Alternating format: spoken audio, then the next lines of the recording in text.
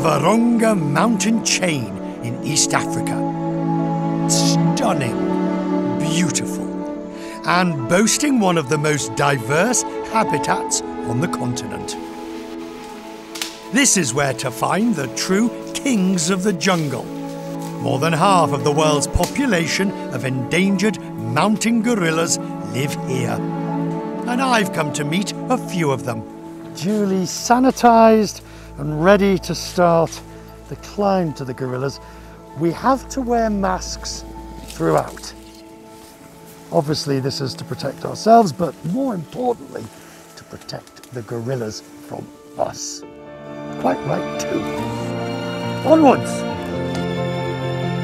We humans share 98% of our DNA with gorillas. It means coronavirus may be just as harmful to them as us. Even before COVID, gorillas have suffered from respiratory infections. We have confirmed that some of those were from humans, but they are more vulnerable with our activities, given that they're close to us. We can transmit disease to them. Our diseases are very deadly when they get to their communities. Dr. Noel Jean Bosco works for the Gorilla Doctors, a team of 12 veterinarians in the region.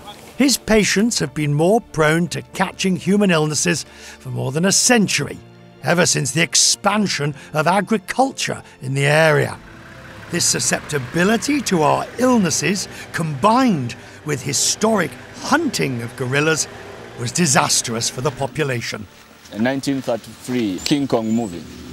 That one has initiated the more hunting, buying permits and going out and hunting gorillas. So if you kill one, you're extraordinary. So that's what went on, leading to the significant decline of great apes. In the 1980s, their number was less than 250. Thanks to the work of Dr. Noel and his team and the conservation efforts, today there are more than 1,000 of them. Delivering medication and performing surgeries, of course, is a real trial on cases that weigh up to 500 pounds. They are very heavy, very strong. We don't usually have to carry that much mega silverback from a place to another place because our hospital is right in the forest. So we do everything there. Hunting is now illegal in the parks, but it's still a big problem for even the smallest in the group, like this infant whose hand was caught in a poacher's snare. If you don't intervene within time, that animal will die or lose the hand or foot, depends on where the snare is. Freeing and returning him safely to the group was a career highlight for Dr. Noel.